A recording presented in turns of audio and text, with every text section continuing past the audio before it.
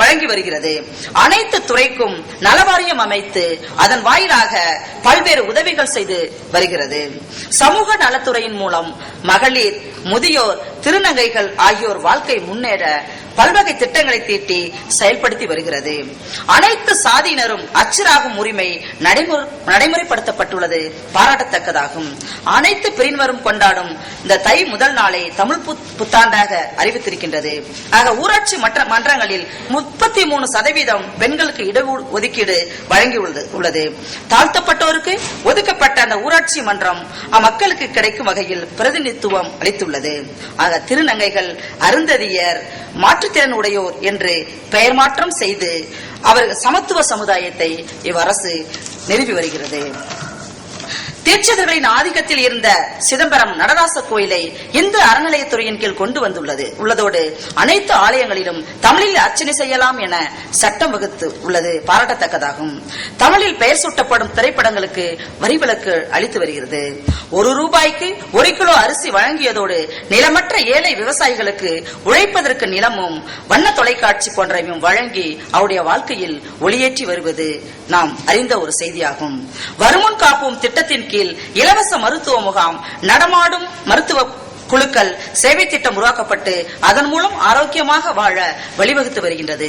உயிர் காக்கும் உயிர் சிகிச்சைக்கான கலைஞர் காப்பீட்டு திட்டத்தின் கீழ் அனைத்து பிரிவு மக்களும் பயனடைந்து வருகிறார்கள். இவை தவிர ஏராளமான மக்கள் நலத்திட்டங்கள் வகுத்து சமத்துவ சமுதாயத்தை இவ்வரசு உருவாக்கி மக்களுடைய வாழ்வு உயர பாடுபட்டு வருகின்றது.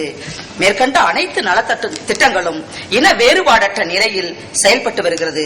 வருங்கால மாணவர்களுடைய உள்ளங்களில் சமத்துவ உணர்வு ஏற்பட சமச்சீர் கல்வி நடைமுறைப்படுத்தப்பட்டுள்ளது. எனவே வருங்கால தலைவர்களாகிய மாணவர் இயக்கம் மாநிலம் முழுதும் மனித நேயத்துடன் செயல்பட்டு சமத்துவ சமுதாயத்தை உருவாக்க பாடுபட வேண்டும். அப்போதுதான் முழுவதுமான சமத்துவ சமுதாயம் நிலைத்து நிற்கும். இழிவு கொண்ட மனிதர் என்பது இந்தியாவில் இல்லையே என்ற பாரதியினுடைய கனவும் நனவாகும். எல்லோரும் ஓர் குலம், எல்லோரும் ஓர் நிறை என்ற எண்ணம் மலரும்.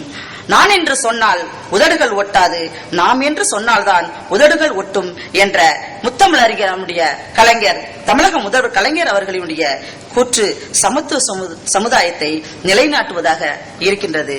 அனைவருக்கும் நன்றி.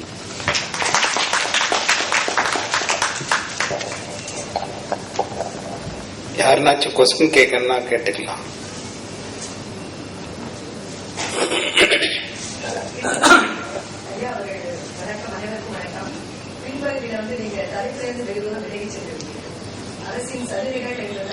பின்தங்கியத்துல யாரா இருந்தாலும் என்ன, அது எவ்வளவு பார்வர்ட் கம்யூனிட்டியில பிறந்தாலும் அவனுக்கும் பசிதான்.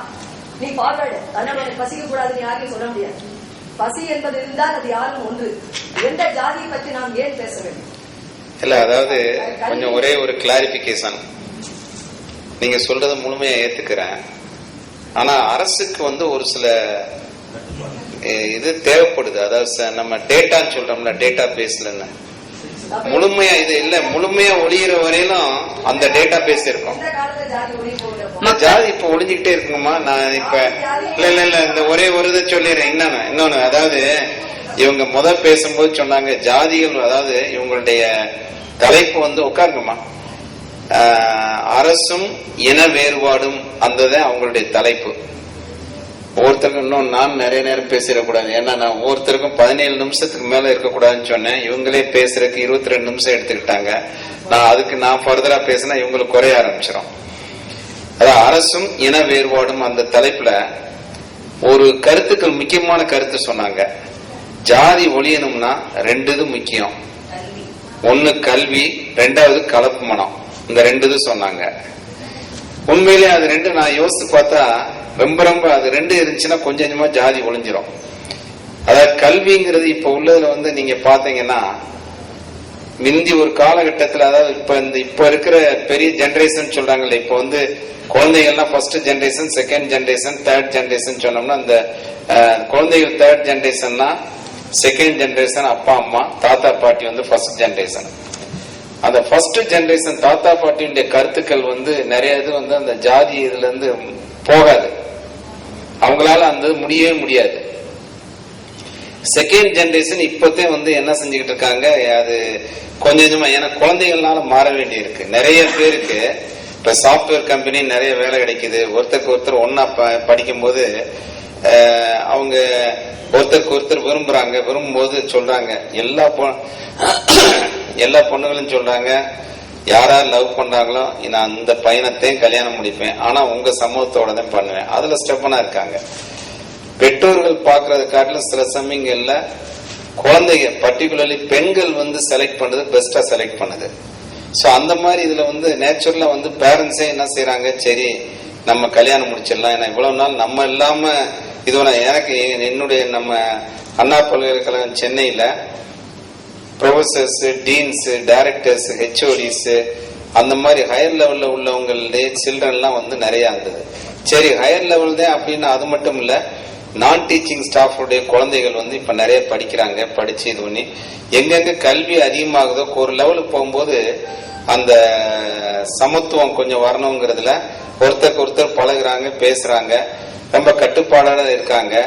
அதுக்கப்புறம் முந்தி காலத்துல வேற மாதிரி, இப்ப வந்து எல்லாம் கட்டுப்பாடோட ஒரு பழகுறாங்க. அந்த மாதிரி பண்ணும்போது அந்த கல்வியினால கலப்பு மனம் வருது, கலப்பு மனத்தினால ஜாதிகளற்ற இது வருது. ஒரு காலத்துல வந்து சுஜாதா உங்களுக்கு எல்லாத்தையும் தெரியும், இப்ப இறந்துட்டாரு. நிறைய பேர் வந்து என்னன்னா இந்த ஜாதி ஒழிகிறதுக்கு என்ன செய்யணும்னு சொல்லி ஒரு சஜஷன் சொன்னாரு.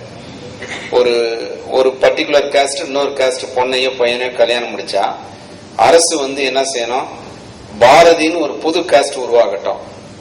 ஆரம்பத்துல பாரதி, இப்ப 2 பேரு கலப்பு மரம்னா என்ன ஜாதின்னு கேட்டா பாரதி, இப்படியே எல்லாம் பாரதின்னு அப்படியே வந்துச்சுன்னா ஒரு ஜெனரேஷன் முடியும் போது நிறைய பாரதி வம்சம் அப்புறம் அப்படியே கொஞ்சம் கிராஜுவலா வரும். அதே நேரத்துக்கு ஒரு லெவல் வந்து பாரதின்னு ஒரு இது வரணும்னு சொல்லி ஒரு கட்டுரையில போட்டிருந்தாங்க. அதே மாதிரி இப்ப வந்து ஒரு சில இன்னும் வந்து முழுமையா ஜாதியை ஒழிக்கல, முழுமையா வந்து ஏற்றத்தாழ்வுகள் மறையாம இல்ல, கொஞ்சம் கஷ்டங்கள் இருக்கு. இப்ப முந்தி காலத்துல வந்து ஒரு கிராமம் பார்த்தோம்னா எவ்வளவு கஷ்டத்துல இருந்திருப்பாங்க. இப்ப வந்து அப்படி இல்ல, எல்லா கிராமமே வளர்ந்துருக்கு. கொஞ்சம் கொஞ்சமா படிப்படியா. ஒரு காலத்துல வந்து ஒரு கிராமத்துல கார் இருக்கிறதே கஷ்டம். இப்ப பார்த்தா எல்லார் வீட்லயும் 2 வீலர் இருக்கு, நிறைய கார் வச்சிருக்காங்க. அந்த மாதிரி அவங்க வாழ்க்கை தரம் கொஞ்சம் உயர்ந்துகிட்டு இருக்கு. சமுதாய ஏற்றத்தாழ்வுகள் மாறுது. அதே மாதிரி வந்து ஜாதியம் மாறுது கொஞ்சம் கொஞ்சமா கிராஜுவலா. இதுல அந்தமான்ல வந்து நீங்க கொஞ்சம் இன்னும் ஃபாஸ்டா பண்ணிக்கிட்டு இருக்கீங்க, அதை ஃபாலோ பண்ண வேண்டியதுதான். சோ கொஞ்சம் மாறிக்கிட்டு இருக்கு. ஏற்றத்தாழ்வற்ற நல்ல சமுதாயம் வரணும். அதுக்கு வந்து இப்ப இங்க உள்ள கருத்துக்கள் வந்து கவர்மெண்ட்டுக்கு சொல்லப்படும். இதோட நம்ம ஏன்னா டைம் ஆகுது, இன்னும் 2 பேர் பேசணும், அதனால அவங்களுக்கு நன்றி. வேற ஏதாவது கொஸ்டின் கேக்குறீங்களா? ஒரே ஒரு கொஸ்டின் கேளுங்க, நீங்க சாப்பா பதில் சொல்லிருங்க சார்.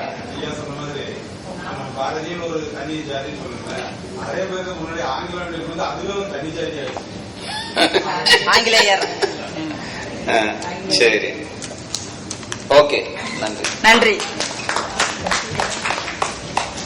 அடுத்தபடியா மஞ்சு நாயர் அவர்கள், அவங்க வந்து அவங்களும் அந்தமான்ல தான் இருக்காங்க. Andaman Lakshadweep, Andaman. Doctor Manju Nair from Andaman. She is gold medalist in geography. She is going to give a that is title is Tamil language, its influence in the society of Andaman and Nicobar Islands.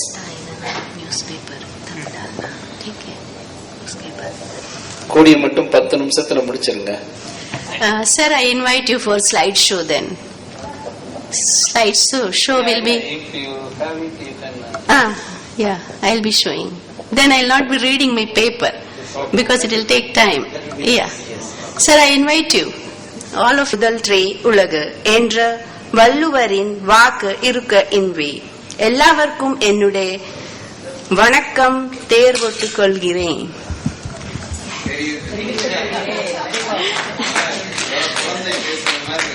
Thank you, sir. Yeah, thank you, sir.